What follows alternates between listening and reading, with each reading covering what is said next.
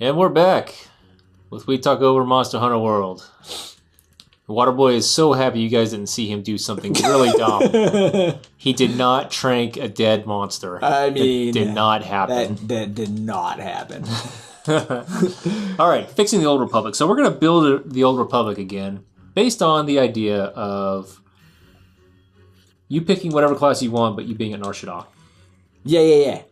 So because Nar Shaddaa is fucking amazing. So I did have at the promenade, right? And like the nice thing about Nar Shaddaa, right? It's a neutral territory, and it's kind of like enforced neutrality too. So even though people aren't going to necessarily be truly neutral, they can't be like outright warfare, right?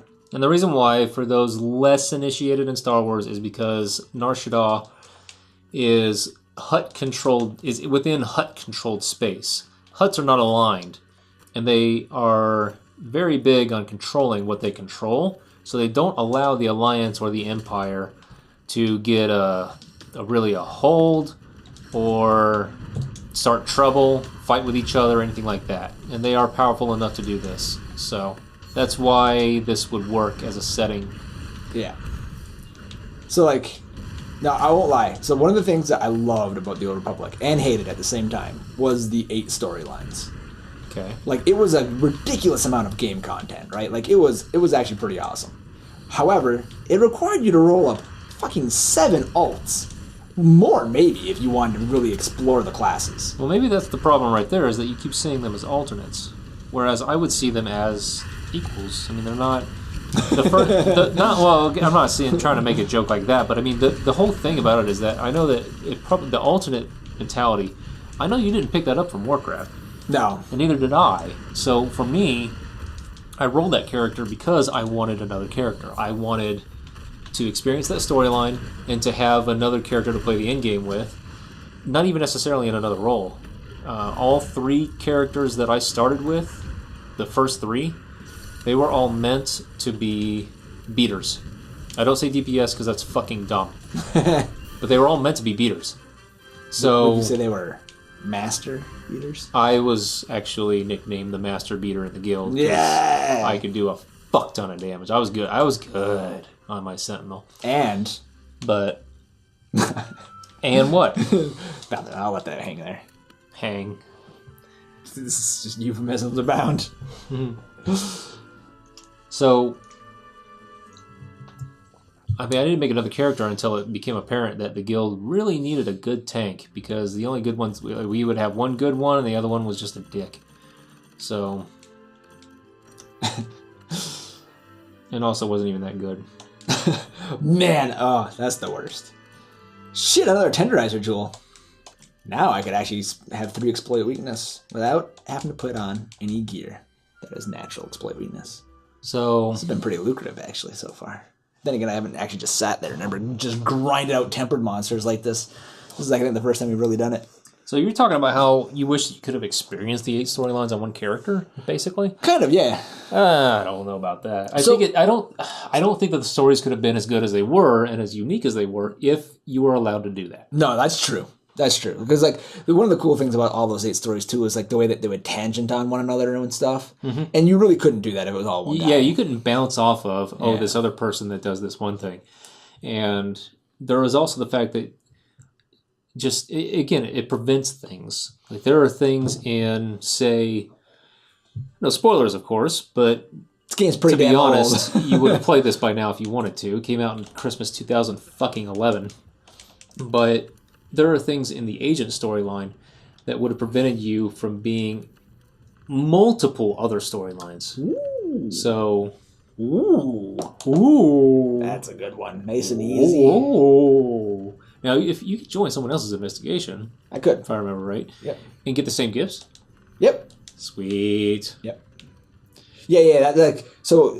I mean, you just got a 3 purple. That's good to your teammates, right? Yeah, exactly. Everyone, and the cool part is it only uses up mine. So, like, for example, let's say one of them had like the exact same investigation. We could, in theory, like run that like a billion times, like, because it'd be use up all mine, then use up all theirs. Yep. So, the agent storyline in particular, I feel, is incompatible with others. Right. So no, you're right. So, like, I guess. As a big caveat to what I just said would be like, it wouldn't necessarily be those storylines exactly that you're running through, But like, so the idea I kind of had in my head would be like, you start on Nar Shaddaa, and you are, and I'm going to actually steal what they started doing later on, even though I didn't like the storyline that much later on. This idea of like, you are a special person, right? The Outlander, they call that, right? Yeah. So not necessarily you have to be the Outlander, but the storyline has one hero, right? And it's one person. But what that one person does can vary just based off the player's choices, right? Like, so like, maybe this in the story that they designed, like this character is force sensitive because you're gonna have to be if you're gonna be a Jedi or Sith if you want. But you don't have to be a Jedi or Sith, right? You could just decide to be a smuggler or a bounty hunter, just not take up your force calling, right? And like one of the things, again, like we've talked about this a ton, like in just game design philosophy. I'm not, I'm not like a very big fan of vertical progression. I really like horizontal we talked about this when we were talking about Destiny, about how it just, depending on the game, you're like mashing those buttons. Fuck this controller, I want to break it. Where it's, certain games lend themselves to doing a horizontal progression with vertical elements better than others. And Destiny is not one of them. No. We were having a lot of troubles with that. But I think that, so we're going to try to build this game anyway. So let's say that we had, and I'm gonna rock your world, but let's say that you can begin the game. You hated the 2-faction thing, but I would suggest, what if we did 3? So what if the fuck were they? I don't know what the dark side shit was called. The Agent, and then the 2 Sith. Mm-hmm. The Inquisitor and the Warrior. Yeah. Those would be Imperial factions. Yeah. The Knight, the Consular, and the Trooper would all be Republic factions. But the Smuggler, the Bounty Hunter, and this new class where you get a bunch of freedom on stuff gets to be unaligned. So we have 9 classes of the game. And yeah. I mean, okay. I said 9 classes, but ultimately I kind of mean 18 the subclasses. So right. So the other thing you could do too, and so sometimes, right, less can be more. And one of the things I wasn't a huge fan of was like how they made they split up the Jedi classes and the Sith into 2 different classes, and then they split those up into more subclasses. Mm-hmm. Like, one thing you could do, too, if you want to just keep things even without having to come up with something brand new either, just not Jedi Knight and Jedi Consular. Just Jedi. And then break into 4? And then break into 4, break into 3, right? Like, I mean, another thought, too, is let people have roles, like tank, healer, Here's why they didn't do that.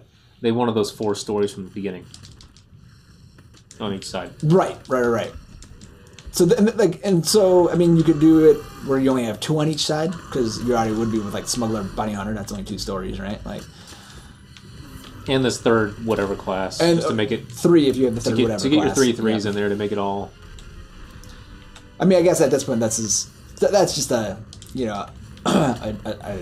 largely insignificant detail, really, is whether there'd be 6 classes or 9 classes, but the point is the same. The idea is the same with the 3 factions. So, okay, go on. So you got 3 factions, though. So you got, like, the neutral, fuck me, my life! Did you wait for your teammates? No, I didn't wait for my teammates. Well, you're suffering. Let's go in. Oh, goddamn, that controller's so loud, isn't it, guys? It is. It's right next to the mic. It's closer than you are. So I think that there are. I'm not getting out of that time. The reason why the 3 faction thing would be great is because I think what it would allow. So I don't know. So we could keep that mystery class out of it. I know that people would love to add some new class, and there was a lot of theory crafting and fan made stuff for it. Sure, but if we leave that out and we've just got that Smuggler and the Bounty Hunter that existed outside of a faction. You could then have, you're right, just a Jedi and a Sith, along with a Trooper and a Hunter, or a Imperial agent. Right. So you could still have the unique stories. They just wouldn't be unique as early as Tython. Or Korriban? Yeah, Korriban. Whatever. So, which I don't know, because if you think about it, those first 10 levels, those were vastly different stories. They were. That was actually, in my mind, that was when those were the best. And that was one of the reasons why I love the game so much, which is because the introduction to the game was so great. So you can't really do that if you go back, if you cut those two classes out and just have them only differentiate after that planet. So you could do the other route of, okay, well, go ahead and have you choose which one you want to be right away. But then you get into a bit of a problem. One is, okay, well, it's almost the same thing as just having them different from the start, right? Yeah. And two, you're forcing players to make a decision way earlier than they should. Whereas in the main game, you didn't choose your subclass until after you left that main planet. Right. And kind of knew how the game worked out, so that you knew what the game was telling you when it explained to you the difference between those subclasses. So that's an important thing to have for beginning players, because again, you can't assume that everyone has learned in the ways of your game type, your lore, all that. Oh shit. There we go. You know what I never did was drink these. So yeah, so I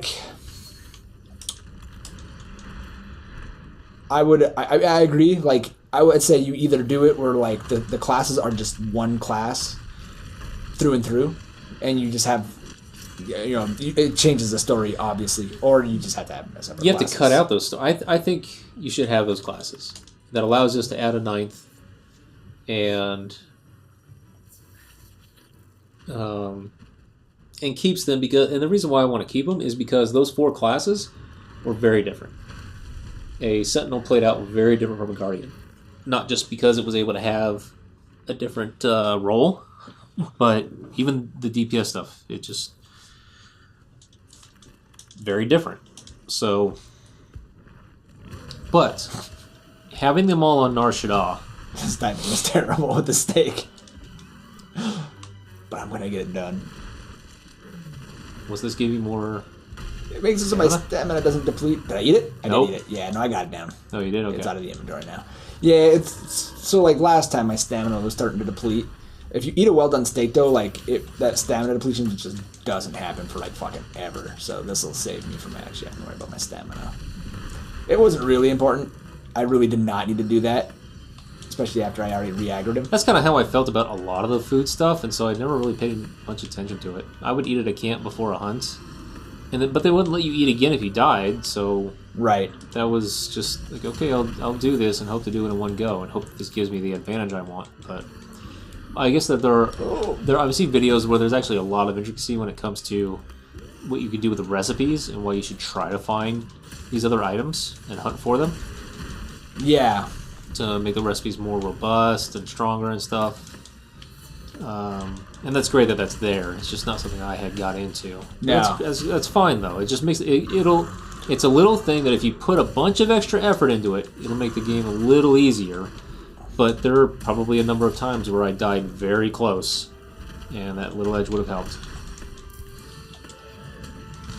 It's also one of those things, too, it's kind of nice because it's not necessary, but, someone wants to just live in this game, it's a way that they can do it. So, if we have all of the classes based on Nar Shaddaa, and so that's the promenade is no longer a sector on Nar Shaddaa that you can taxi to, although it'd be great if it was. Don't die. Oh my god, I might, because I'm stunned now. This could be the end. He's leaving the zone! Where are your teammates? I'm so good at this game, guys! They, I think, are off fighting Azurathos. Maybe you should join them. Maybe I should, alright? So, although it would be great if you could just taxi to the promenade like you can normally, if you treated that, because it kind of was, like a second faction ship to go to. What the fuck did they call them? I don't know. I hate all right, apparently we're all running after Basil. The fleet. The fleet, yeah. Yeah, so if you instead kind of treated that as the fleet area for both sides, for all 3 sides, it would be great. It would work thematically, and If you did it as a separate instance, then that would technically be better because you wouldn't have to load the entire kind of fleet at the same time that you load Nar Shaddaa. But that's not exactly the case because when you would do a quick travel, that would be a load. When you did a taxi travel, that would be the game loading in the next area. So there was already loading going on already. They didn't load the whole planet. Right. As far as I know. If they did, again, that's just another weakness in the engine. But the Promenade, if you redesigned it, you didn't really have to add much. It already had trainers for both factions. It already had a whole bunch of kiosks for the global trade network. You just needed to add in... I don't think it had guild storage or legacy storage, but you can add those in there. Yeah, hell, I don't even think the fleets had legacy storage. No, they didn't. Ship did. That was just your... And your strongholds. Yeah, your strongholds. I think your ship could have it too. Might be wrong, but if your ship could have it, then it came after the strongholds. I remember that was like one of the big things about the strongholds was like finally legacy storage. I don't see why they wouldn't have added it as something else you put in your ship at the same time, though. I mean, but because they're Bioware anyway, and they do random shit. It would have been just stick all of this stuff. Most of that stuff was already there. Just redesign it in such a way where you kind of have. You don't even need to have sides to it. You could have new players run around, and there would be a trainer that's listed as Imperial something trainer. Ooh, what's that? I should maybe look into that. Whereas the fleet, just going to the fleet, it doesn't present that to you, so they're not interested. And so you want to get more players to roll more characters because engagement and retention is a very important thing for an MMO. So that would have been another benefit to it. Yeah. We'll continue talking about the benefits on the next episode because this one ran fucking long. Holy crap, it did. But for now, we are done talking. Bye-bye.